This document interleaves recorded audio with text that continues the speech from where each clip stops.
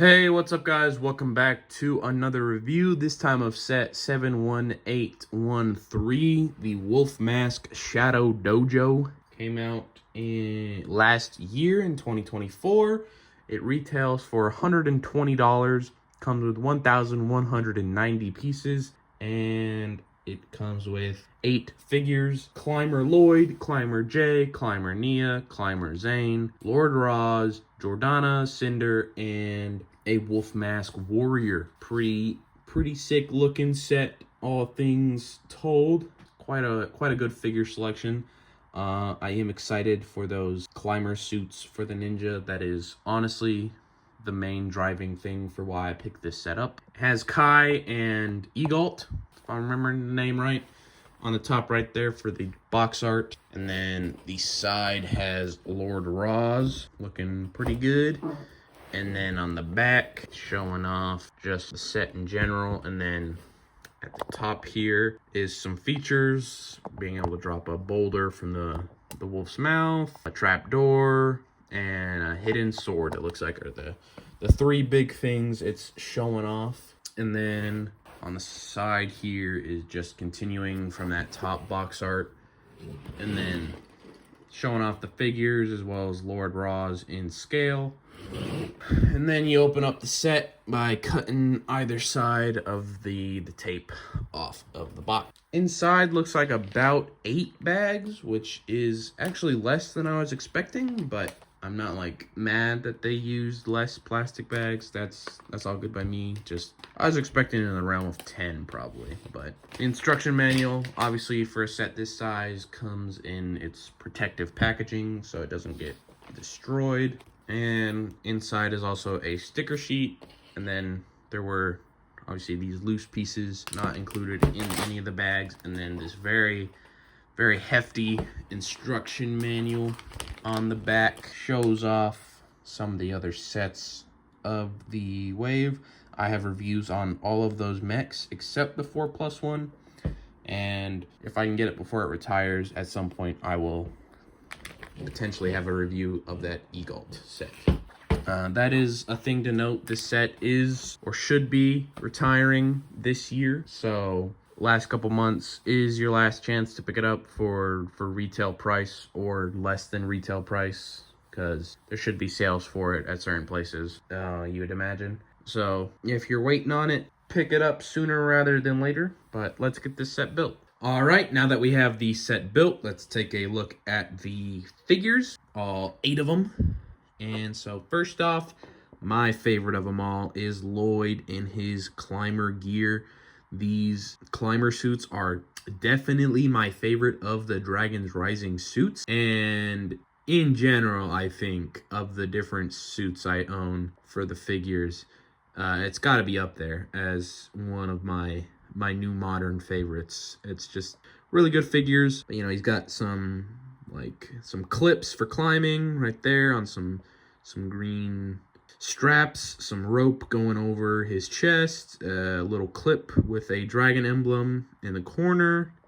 Obviously the molded shoulder pieces in green and gold for Lloyd, and then some more straps on his legs, and a grappling hook as well for him for climbing. And then you take out the sword, you can see just some more detailing. It's just some more rope going along his back, continuing from the rope going over his chest. For his face, he's just got the mask side with the black printing on it so that it looks good under the mask, and he's just got a serious angry face underneath. Next is Zane, and I am going to be a little quicker with all these ninjas. They're all relatively the same with minor changes. So like this one, Zane still has rope, but it's just going in a different direction. He's still got clips, but it's clipped on to the rope instead of onto some straps separately from the rope. He's got an emblem in the opposite corner, some straps also on his legs.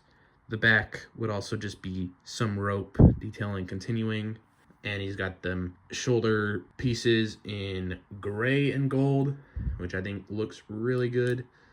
And then he's got a serious face and the face for under the mask as well. Next is Kai, who I did already have a copy of from the Climber mech I got earlier this year from this same line of sets.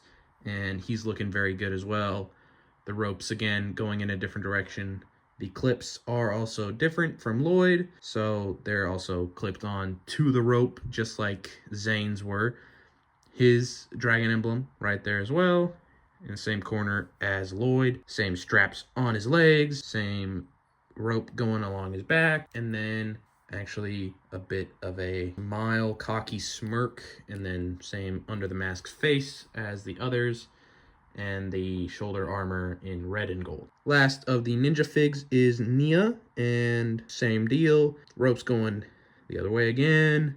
She has the clips on the strap just like Lloyd, straps on her legs as well, and then similar deal, she's gonna have the rope continuing on her back underneath the sword holder with the shoulder armor in a dark gray with the gold detailing. So obviously all of them have gold detailing. Then she's got sort of angry looking smile, and then her under the mask face. Getting to the villain figures, first is Lord Roz, and he looks very good. I'm pretty certain this is the same or similar to the same Roz that came in the Dragonstone Shrine, though I could be wrong about that, so I'm not 100%, but he's got nice hammer right here, real neat looking.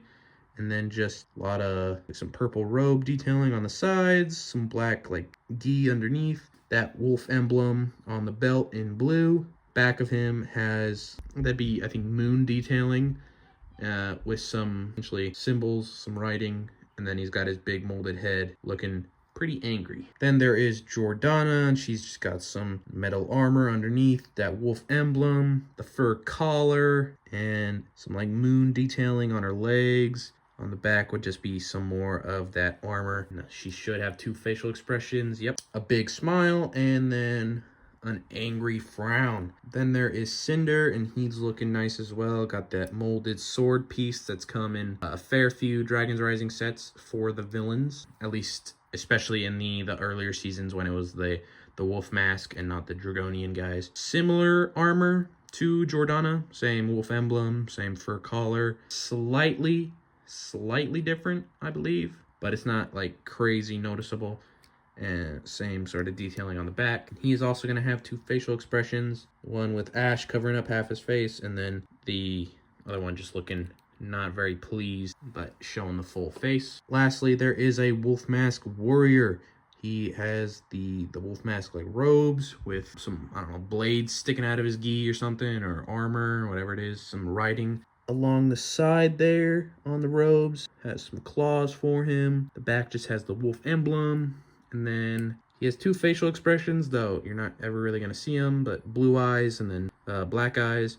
And, well, the teeth are also lit up blue for that one. But obviously I think most people are probably just going to keep the mask on.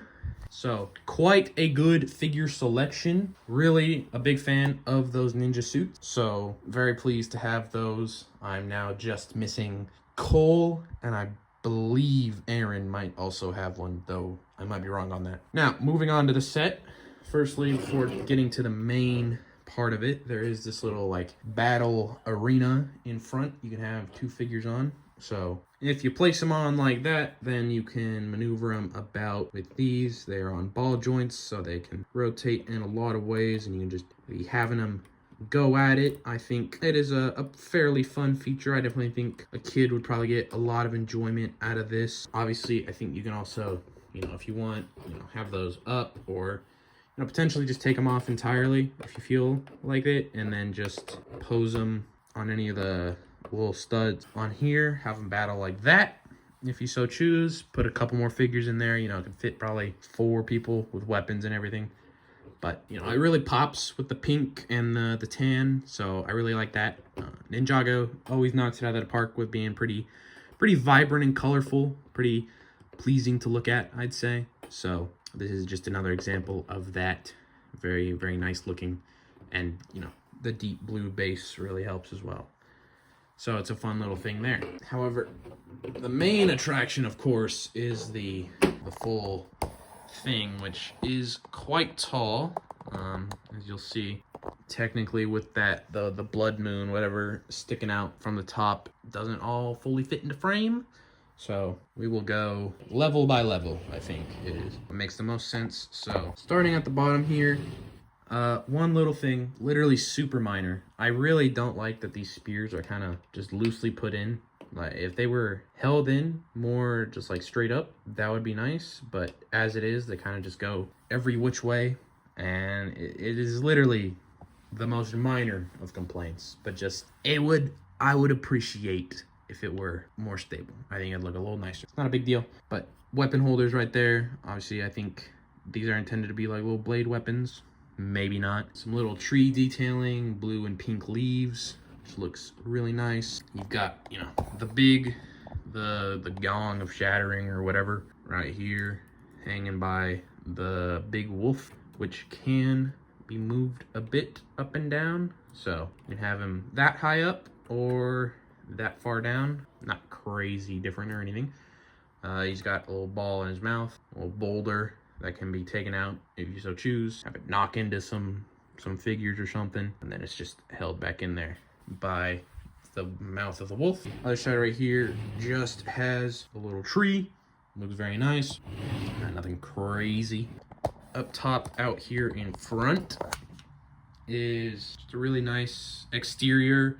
Got some hanging lanterns with some blue flame and a really nice balcony. You can fit a fair amount of figures up in here doing different stuff, and you know, looks good. Got some like benches maybe outside in front of the, not windows, but the walls. And then up top, obviously that blood moon, which I think I might have to actually remove for when it goes on a shelf, because it makes the set a little too tall potentially. But really nice exterior for all this. I think it's nicely shaped, you know, everything about it.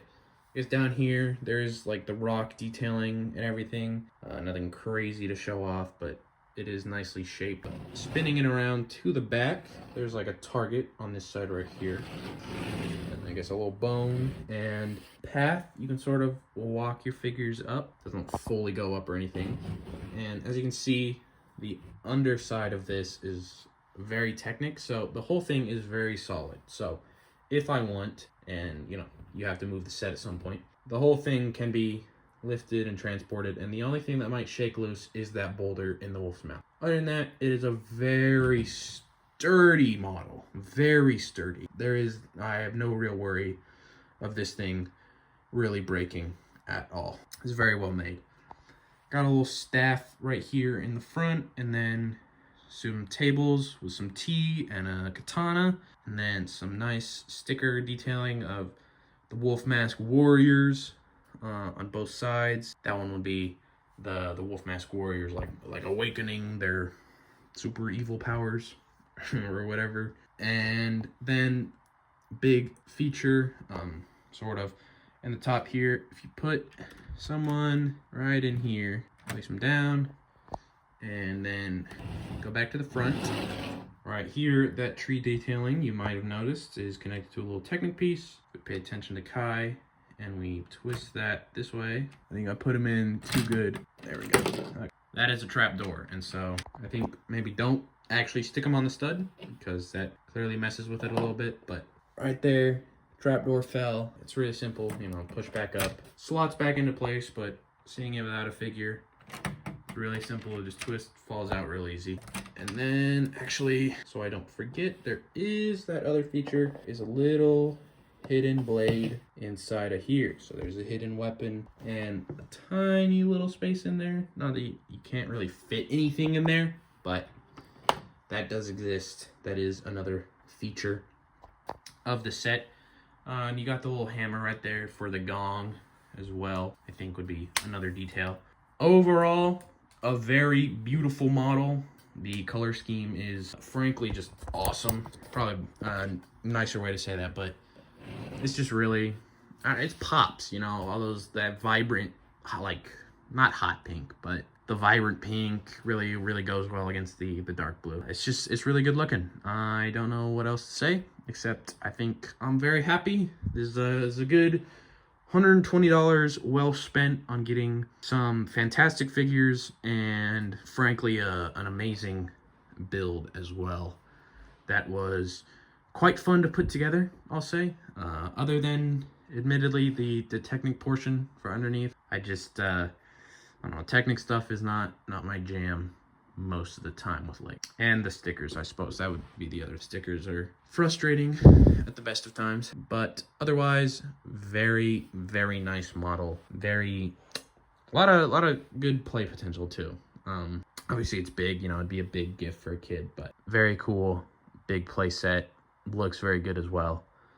Ninjago is just, you know, continues to kind of knock it out of the park with everything, really. So that is all I have for today. If you want to see more Lego content, make sure to leave a like, subscribe, do all that, and I'll see you in the next one. Peace.